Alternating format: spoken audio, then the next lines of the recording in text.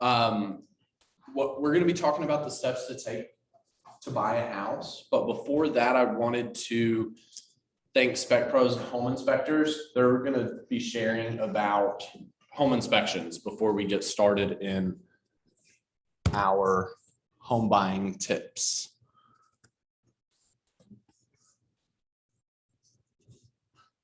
If I can switch over.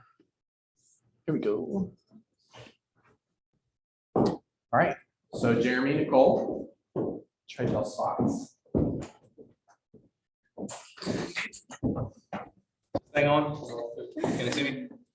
So I'm Nicole, this is Jeremy, we're the Becks, we're SPEC PROS Home Inspectors. Merry Christmas, you filthy animals. What, is it working? Yeah. So we service the Greensboro, Winston, High Point area and all the small places in between. Yeah, that'd be good.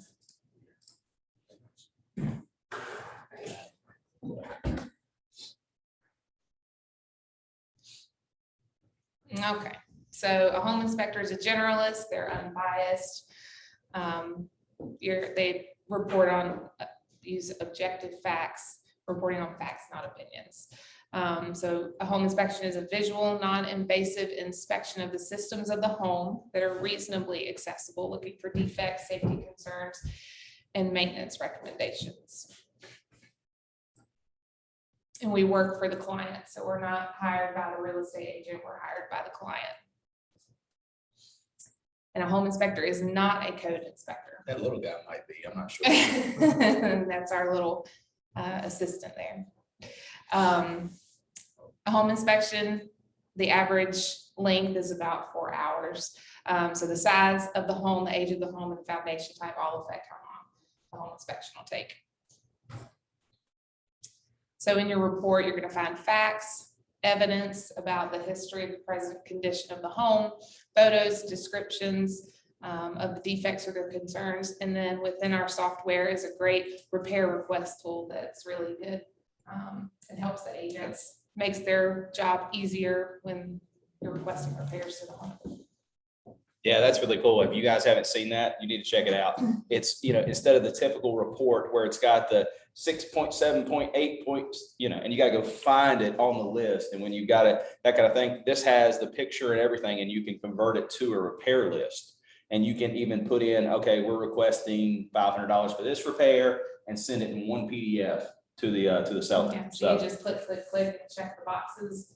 And then it just, it auto-populates into a PDF, and then you can input the listing agent's email address, the phone number, and it goes with a text and an email, and you're done. The report's typically ready within 24 hours. If it's a larger home, it may take a little longer than that. We encourage, when you have your home inspection, we invite the clients to come with their agents towards the end of the inspection, so Jeremy can kind of give an overview and answer any questions that the clients have. And then, of course, once you book your home inspection, you might already have some concerns about the house and specific questions you already know that you're going to want to ask. Email them, call us, text us. Those are always helpful. And then we've got a couple of different add-on services. Radon being one of them. So radon testing, radon gas is a radioactive gas released by the earth. It's odorless, so you wouldn't know it's there. It's the #1 cause of lung cancer among non-smokers, and it's found in every state in the US. So the radon test typically lasts about 48 hours. So we take our machine there, we leave it at the property for 48 hours. We come back, pick it up, generates a PDF report with your results. If your results were red high, you'd be recommended to contact a radon mitigation company to help mitigate that. And then we also offer the water sampling. So the full panel and the bacteria only. And your agents will know what loan types require what types of water testing. So we do pre-listing inspections, 11-month warranty inspections. So when you buy a home, especially if it's a new home and you have a home warranty, it's a good idea to have it inspected 11 months in before your warranty runs out so that you can make any repairs. And then typical maintenance inspections. So on our website, specprosinc.com, You can go on, scroll to the bottom, and there's a really easy scheduling tool. You'll put in the property information. It'll all auto-populate the square footage, the foundation type and information about your property, but it does come from Zillow. And we know that Zillow has mistakes, so just make sure you check on that. And then we do offer a new construction discount. So that code is there listed at the top.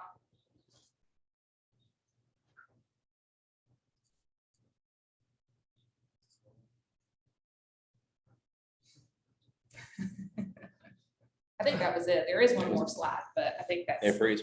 that was the I don't know what it's trying to do. gist of it. There you go.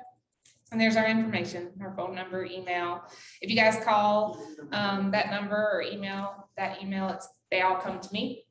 Jeremy's under houses and on roofs, so I would do most of the communication unless you need him directly for any questions about your report or your client needs him. They're always welcome to call him direct, and I can hunt him down and get him on the phone. But I'll do all the coordination and scheduling. Yep. So we're super excited to be here and be able to help everybody. We're small, we're not some corporation. We're a small family, and that's what we're promoting. We're being relatable. That's our two kids over there. They're just Noah and goofy, Aubrey. but they get that from her. But anyway, yeah, we're just really excited about what we're doing, and we appreciate y'all having us today. Thank you. Thank you, guys. If anyone wants or needs Spec Pros information and misplaces it, just let me know.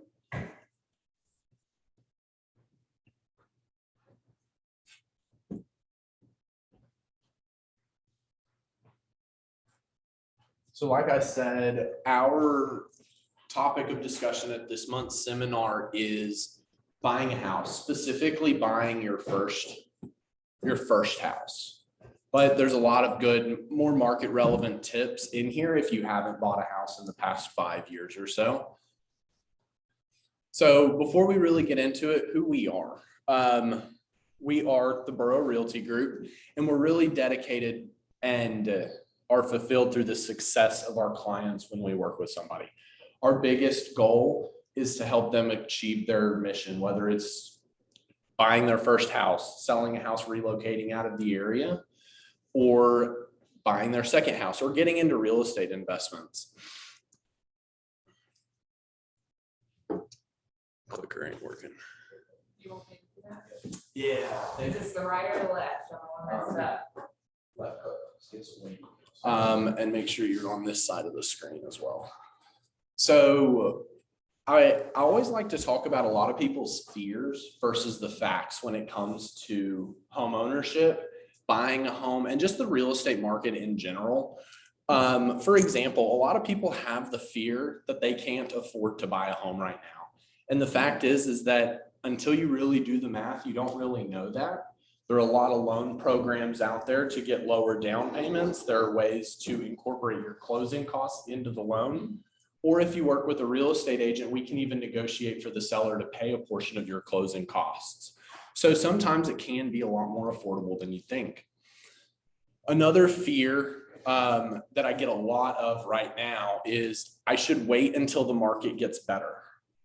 Home values have been rising in our area and nationwide quicker than they really ever have. In our market, home values appreciated about 15% just this year. So that's a really reasonable fear, is when you should get into the market. And a lot of people want to wait for prices to maybe go down.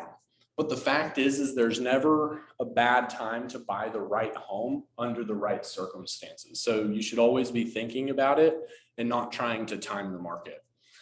So another one is you wouldn't have the money for the down payment. Like I said, there's a variety of down payment options available to you.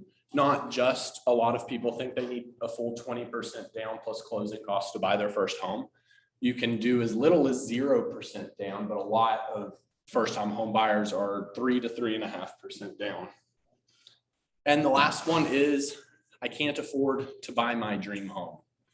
And the fact is the best way to get closer to buying your future dream home is to buy your first home, so that you can let the equity in that home help get you there quicker than trying to save up for it on its own, while the price of real estate does increase a little bit quicker than your savings account could. So why buy now? There are a few arguments, even in a market right now, why you may look into buying a house, even though you feel as if prices are higher than they ever have been. Interest rates are still historically low. And when you look at the price of a house that you could buy now with a lower interest rate as opposed to a higher interest rate, that is a really good reason why you should be looking to buy now. Real estate's a long-term investment. So unless you plan on buying and reselling quickly, over the long term, you will build up equity through your monthly principal payments. The value will appreciate your home, and just through debt pay down, your house will actually be a savings and an account of its own in a way. And then the third one is accomplishment of home ownership. The stability and security to know where you live is yours, and you don't have a landlord that could increase the rents on you to be unaffordable, or as rents go up, you'd be at risk of having to move into a smaller place or a place in an area that maybe you wouldn't want to be, or a different school district, all of those above. Sense of community, freedom to customize your home. A lot of people do value being able to change the floors, change the walls. And then there's a lot of tax and wealth building benefits of home ownership as well.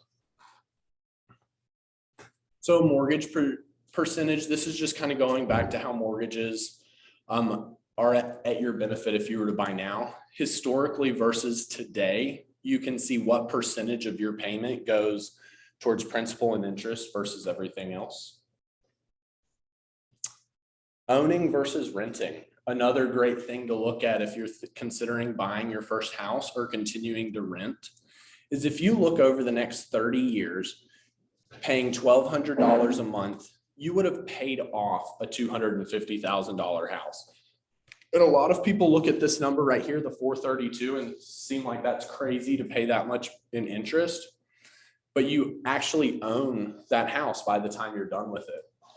If you were to rent for the same amount of time, pay that same amount of mortgage, or pay that same amount of rent, assuming that rents are never going to go up in the next 30 years, you're paying that exact same $432,000 to whoever owns the house you're staying in, and you still don't own that asset. And that's a big reason why real estate is such a big indicator of financial freedom. So I've given a lot of reasons why you may want to buy a house now. There are reasons why you would want to hold off, and I want to share those as well. Reasons that you may want to hold off is if you're changing jobs. You do want to make sure that you have good job security if you're going to own a house. And if you go to a new company, make sure to consult with a mortgage professional if you want to buy a house in the near future, and if you're looking at making a career change. Another reason why you may want to hold off is if you don't have enough money for a down payment, or if your credit score isn't quite where it needs to be. The lower your credit score, the higher the interest rate. The better your credit score, typically, the better the interest rate. And if those are things that you need to work on, we can also connect you with people that can steer you in the right direction on how to get your credit score up, and savings plans on how to make sure to budget for buying your house. If it's too expensive, don't buy a house you can't afford, or don't buy a house that takes every dollar of your monthly income to go to the payment. We call that house poor. Our mission for our clients is to help them buy and sell within the real estate space, to have a life to be proud of. And when you can't do anything, you can't afford any sort of emergencies, you can't afford to take your family on vacations or just out to eat because it's all tied up in a house payment, that can be really tough. And I wouldn't advise doing it, because if anything unexpected came up, you would have to choose between that thing and your house payment.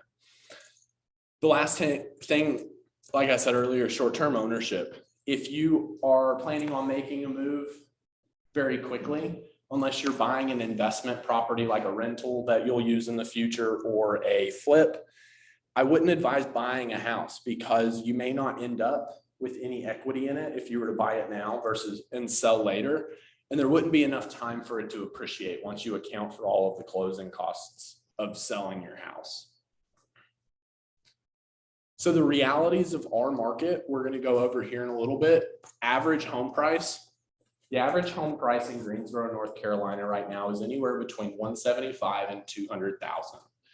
Even in this really hot market, we are one of the more affordable areas in the country to live when it comes to its home price. Buyer's market versus seller's market. Right now, you've probably heard those terms, buyer's market or a seller's market. What a seller's market is when the inventory is so low that the sellers kind of get to call all of the shots. Appraisers still step in and help regulate some of the overpaying or anything like that. So it doesn't necessarily all have to do with price, but terms. A lot of buyers are letting sellers rent the house back until they find their next house. Multiple offers are coming in. But when too many houses hit the market, we come into a buyer's market where sellers are more than happy and willing and offering incentives or things to get a buyer to choose their house out of the many. Like I said, right now we're in a seller's market. Low interest rates. We do have low interest rates right now. And then the growth of our area. Greensboro is an excellent area to buy real estate in, whether you're buying it to live here or just to invest. We work with a lot of people from out of the city and out of the state that invest in the real estate of Greensboro. So it's a great area growth wise. I forget you can have the clicker. So next steps, now that we've kind of gone over the market, gone over some realities and some fears versus facts of home ownership, I want to go over the 6 easy steps to buying your first house. And the first step is going to be to hire your agent. A lot of people believe that they should find their house before they find their agent. And a lot of people also think that they should get pre-approved before hiring their agent. And the truth is we have so much more to provide as our team to a buyer than just to open doors and help write a contract. We educate you about the market. We want to help you get connected with the best lenders in the area that will actually help you win when it comes to buying a house. We want to analyze your wants and needs and help put together a curated search and instant alerts to maybe beat out some of the other buyer competition when it comes to finding that house for you. We want to help you not look at all of the houses available, but we want to help you build the criteria that fits your budgets and your wants and needs for the future. We coordinate the work of the whole team. When you buy or sell a house, it really is a team effort.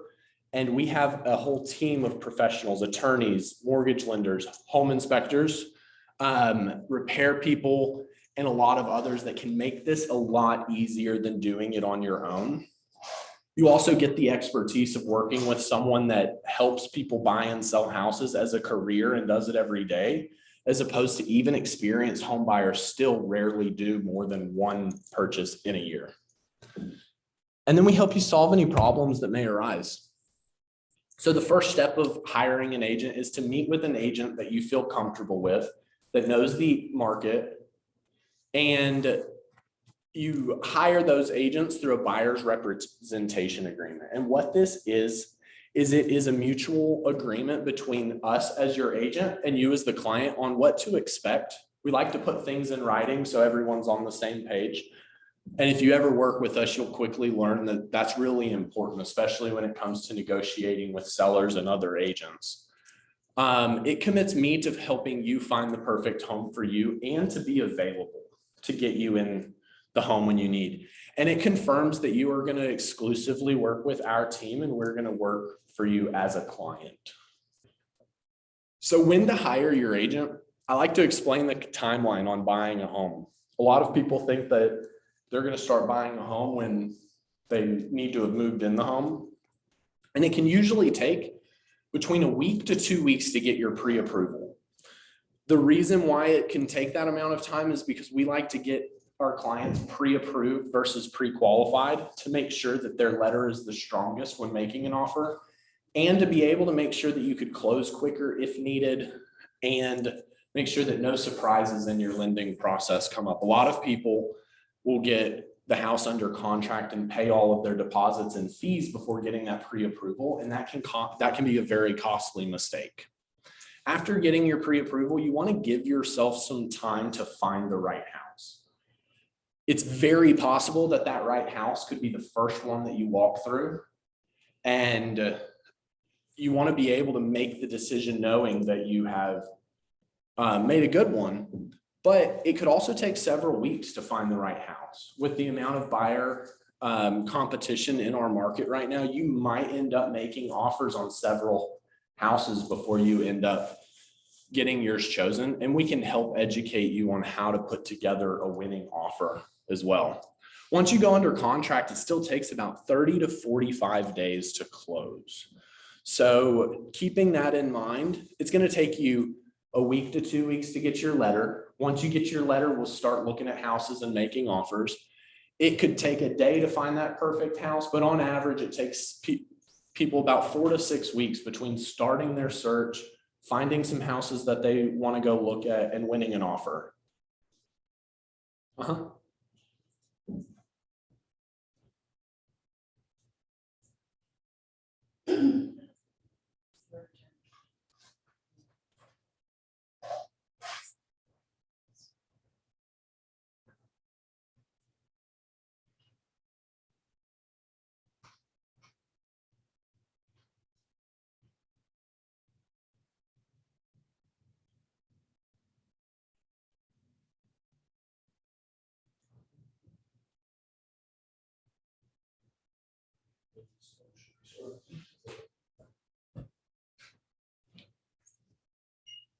It's got his base right there. I hope that was, because this was my face. All right. Sorry about that. Having some technical difficulties on the Facebook Live. I don't have any sound, but everyone got to see up my nose. So can someone do some of the math here and give me an idea of, from hiring your agent, on how about on average would it take to have the keys? 3 to 4 months. Yeah, about 3 to 4 months. So even though it's the holidays and you really feel as if you're not ready to start buying a house, if you want to be in your house by the end of school or in the spring or in the summer, keep that in mind. If you're looking to buy a house first of the year, you should be looking to hire an agent now. And we can help you connect with a great agent that'll fit your needs. So when to hire your agent? We went through this timeline. It's good to look at this from a timeline format. So kind of work that backwards. What is your goal to move into a home, and put that date. Last lease payment. When are you going to make your last lease payment? A cool thing about buying a house is when you rent a house, you pay on the first of the month and it pays for that month. When you get a mortgage, you pay on the first of the month and it actually pays for the month that you just stayed on. So a lot of people don't make their first mortgage payment until 30 to up to 60 days after they buy a house. So you have some cushion there where you could actually move in before your lease is up, and you may or may not have to make a double payment. Taking ownership and closing is a little bit different from moving into your house. Make sure that you understand a reasonable time that you will be able to access the house after closing, so that you don't end up having movers parked in front of the house and they can't move in yet. In North Carolina, it has to record with the courthouse before you can get the keys. And so just signing the papers doesn't mean it's time to move in. And we like to advise people to schedule their movers a day or two after closing in case there's any delays. So our closing is 30 to 45 days before then. Go ahead and write down the ideal date that you would like to start looking for your house.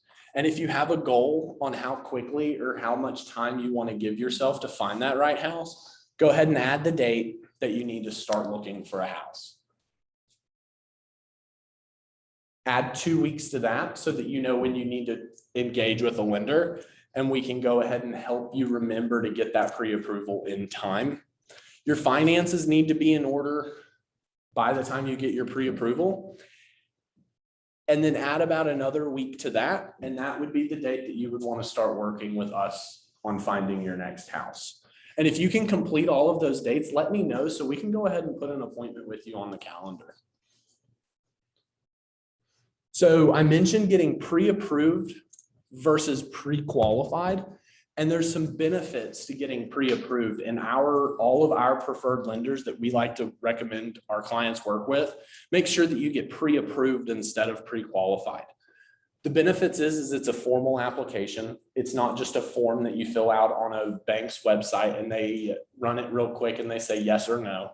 They go ahead and completely look at your finances so that you don't waste any time or lose any money on your deposits if they were to have to pull it. A pre-qualification is a lot more likely for the bank to not give you the money even after they said yes than if you get pre-approved. It states how much you can borrow and at what rate and at the monthly payment that you're looking at, versus a pre-qualification gives you a rough estimate and they will not guarantee the interest rate a lot of the times until you've gotten pre-approved.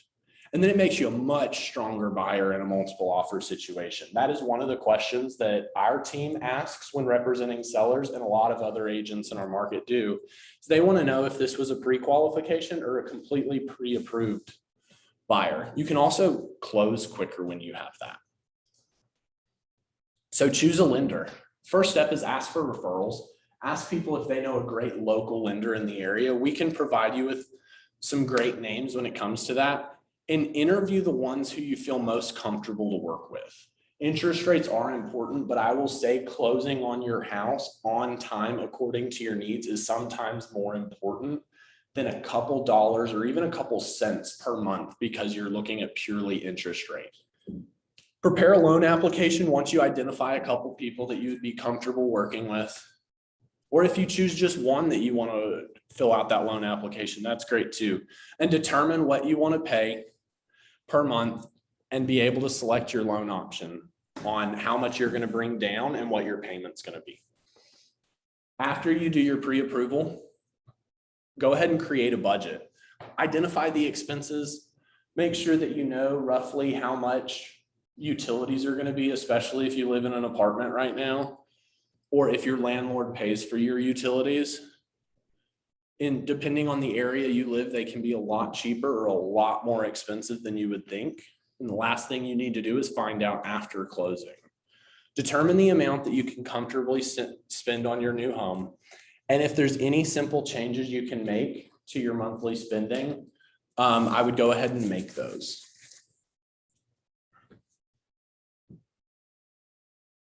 It's doing it. All right, so your monthly mortgage payment covers more than just the principal and interest. Your monthly mortgage payment will also cover your property taxes and your insurance payment. So that's one nice thing, is one bill pays the mortgage company, it pays your taxes, and it pays for your property insurance. And the bank likes to do that to make sure that you're actually paying your taxes and you keep insurance on the property. Your down payment is based on your pre-approval amount. Depending on the size and the price of the house that you're going to buy, that will determine your down payment. The down payment is typically 3 to 20% of the price of the house. And where these funds come from is your primary income, your main job, but you can also gather additional funds by doing side jobs, your savings accounts, or you can get gifts from family members, but make sure to ask your lender if that would work, because some loan programs don't let you receive gifts. Maintain your pre-approval once you get it. Once the bank says that you can buy a house, that doesn't mean that they say you forever can buy a house. So don't make any big purchases that would scare the bank to make you feel like that you might not be a good borrower. Don't apply for any new credit, and don't go buy a car. Don't add a new credit card. Don't get a credit card at your local store. Don't change your job, and make sure you protect your down payment. After you get that pre-approval, we'll start looking for a home. First thing we want to look at is, what do you need versus what do you want? And that's really important for our search, because we want to help find you the right house, and it's very rare that it checks all of the boxes. You want to learn about the market. You want to make sure that you make a wise decision. And then we're going to help you refine your search to where you're only looking at houses that you would want to buy. So when you work for an agent, I like to talk about what you look for versus what we look for. No one knows the house that you're going to enjoy better than yourself. And so you're looking for things like layout, the space of the house. A majority of the online searching now and the finding of the house is actually done by the buyers because of the access to the internet and sites like Zillow. You're going to be looking for the location with work and schools, identifying a neighborhood, and looking for those features and amenities. What we look for as your agent is how the home compares in terms of size, layout, and value to other homes. We want to make sure that you're making a smart decision. We're looking for the potential resale value.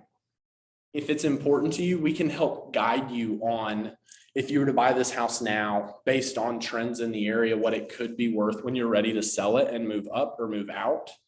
And then we're also going to help look for big ticket items such as roof, HVAC, what kind of maintenance or structural concerns you may have so that you can make sure to not buy a house and get stuck with huge repair bills or maintenance that you didn't want to sign up for. There's also a few different types of homes. There's a condo and townhome. A condo and townhome is typically cheaper per square foot. You don't have any yard work or home maintenance a lot of the time. And they typically come with amenities for the neighborhood, such as swimming pools, playgrounds, and they're in an attached community. Some things that you also need to understand about condos and townhomes is it's shared ownership. You typically don't have a lot of space and you often share walls. There are homeowner association fees that are typically more expensive than a regular neighborhood of just freestanding houses. And the rules are typically a lot stricter about where you can park, what you can do to the house, what kind of pets you can have, and those things. New construction could also be an option. We do help clients find a builder and be able to build a house from the ground up. Nice things that come with that is they're new. You're the first owner. They come with a warranty. Most new construction houses come with a 1-year warranty that covers everything, and also a 7 to 10 year structural warranty, depending on the builder. You get to pick where the house is. You get to pick your features and you get to participate in the designing. You also get to lock in a price so you know what you're getting through the process. And sometimes new construction can be good deals if you're one of the first owners in a neighborhood. As those houses sell out, your house will appreciate in value too. Some of the negatives with new construction is every little change you want to make, it costs extra. Features add to the price. The future of the neighborhood is uncertain. Like I said, if you're one of the first owners, you can often build a lot of equity, and that's a good thing about new construction. But if it doesn't sell or it takes forever to build out or anything like that, you don't really know the future of the neighborhood or anything like that. It's usually in an outlying area. If you want to live downtown, you're probably not going to find a lot of new construction options. And in our market, new construction is typically outside of town. So there's not as many nearby amenities like grocery stores and eating. And there's no firm closing date. You can expect big delays a lot of the time, like months-long delays with new construction sometimes. So once you find your house, you're going to make an offer and we're going to start negotiating. Our offer, the price that we're going to make is going to reflect the true market value of the home. Our terms are based on 6 basic categories that address the timing and financial considerations. It's not just price, it's also non-refundable deposits that you're going to make, as well as the timing of your closing. And then contingencies, also your conditions. So sometimes your offer may work out a problem, like what we see right now is buyers guaranteeing to pay a certain amount of money over the appraised value if the house appraises less than the contract price. And some buyers are waiving their inspections as well.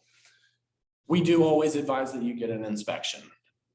We just introduced you to great home inspectors today, but you should always get a home inspection no matter how sure that you're going to be buying the house, because at the very least, it gives you a punch list of what you need to do when you move in. Okay. Including new construction, someone said, yes, even though it's a brand new build, you should always get a house that you're going to move into inspected. Even new construction, that we have seen where things get missed by the code inspectors and by the supervisors that the builder will fix, but only if we know about it. Another part of our process is our option period, is what it's called in a lot of states, but in North Carolina, it's our due diligence period. A lot of the time, that's right now 7 to 10 days after our contract goes in. We can see longer ones for some appraisal deadlines, but the shorter this option period, the stronger your offer. And during this is when we do all of our inspections to expose any things that we weren't looking for. When it comes to a home inspection, home inspectors that we refer, like SPEC Pros, are going to be detailed in their report. But don't sweat all the small stuff. And they as well are not going to notate every crack in the drywall unless it seems like it could be a structural concern, or every cosmetic thing. We're looking for big stuff that matter. We're looking for cracks or crumbling in the foundation, things that show that the foundation may not be stable. We're looking for cracks in the house and over windows. We're looking for water stains on the ceiling, the floor, and the walls. Faded or worn shingles, plumbing or electrical problems, mold and termites are really important to look for. We're basically looking for anything that's going to have any sort of safety or function deficiency or issue in the future. So if there's electrical problems, that's very important to get addressed. Plumbing problems can create water damage. Water damage can create mold and can encourage termites to come in. After your due diligence period, there's still usually a few weeks between when the lender commits to closing you out and when we close. So when we close is when you get to become a homeowner, but there are still a few other steps. You need to make sure that you stay mortgage worthy. The mortgage lenders are going to pull your credit even the day of closing a lot of the times. They're going to verify the money in your account up until that money goes to the closing table. So make sure not to make any big changes and make sure to keep giving the lender your information until the house is officially yours. Budget for additional expenses. Your closing costs are usually 2 to 3% of what the loan amount is going to be. And that's just a rule of thumb, including your lender fees, your title insurance, appraisals, and et cetera. When you go under contract, your due diligence fee is a non-refundable deposit that you give to the seller. When you go under contract, it can be anywhere from $1,000 to $5,000 and sometimes more in this market right now. So when you make an offer on a house, make sure that it is a house that you can see yourself living in and be ready to overlook a lot of the small issues on an inspection report, because if you back out, the seller keeps that money. You also do earnest money deposit. That's typically 0.5% to 1% of the purchase price of the home. Earnest money and due diligence do go towards your down payment as long as you close. Earnest money is also refundable. You get that back as long as you choose to not proceed with purchasing the house before the end of your option period or your due diligence period. So you will give that earnest money and the due diligence fee when we go under contract. So make sure that you have that available and that the lender can trace where it came from. Your inspections are going to cost $300 to $600. A survey, if it matters, to make sure that no one else's property is on your property, or if you plan on putting up a fence, make sure to get a survey. And then there can be other miscellaneous fees or inspections and such that we can go over in a one-on-one consultation. You will put 1 year of homeowners insurance. That'll be part of your closing costs. And then make sure to have some reserves to cover unexpected repairs and to cover any remodeling you want to do. And always do a final walkthrough of the home. The final walkthrough is to make sure that the water heater didn't bust between the sellers moving out and closing. It's to make sure that the movers didn't put a hole in the wall while they were moving out the dresser. It's to make sure that the sellers are actually moved out. Do not skip the final walkthrough. And if you can't make the final walkthrough, at least ask your agent to poke their head in and make sure that the house looks the same as it did when y'all were last in it, minus all of the seller's furniture. So the closing, make sure to bring your down payment and your closing costs. Don't bring it as a wad of cash. Don't bring it as a personal check. You'll need to go to the bank and either get a money order or a certified check. You'll need to bring evidence that you have insurance. A lot of the times the lender's going to require this before they give the green light on the closing. So you'll probably already have that. And make sure to bring your ID. The attorney is going to make sure you are who you say you are. And at the closing, you will get a settlement statement. Make sure to hold on to that. That outlines all of the costs that you incurred when buying a house. And then once the transfer of the title happens, you'll get your keys. So that's all it takes to buy a house. It's a really long process, but it can be really easy if you work with the right real estate professional. After you buy, make sure to always protect your home. It is an investment, but only if you maintain it maintenance wise. Keep an eye on it. Make sure to schedule every few years, get a home inspection. Make sure to keep an eye on it. Keep a file of all of the receipts for your repairs. It's beneficial when you resell the house, and it's also good to keep for taxes. And then you might want to consider a home warranty for at least your first year or two of ownership if this is your first house. Home warranty doesn't cover everything, but it can help out a little financially when something big happens that insurance doesn't cover. Any questions? All right. I appreciate all of y'all sticking it out with us through our technology issues. I hope that you learned a lot. Please let us know if you have any issues and if you'd be interested in a free copy of our buyer handbook that goes over all of this, something that you can keep and also has some fill outs that could help you plan your home buying process. Just let me know.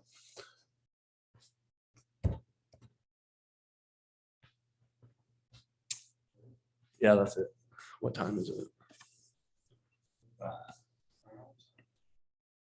All right, cool. I'm sorry, Drew. I'm sorry. Sorry. I'll put you to sleep.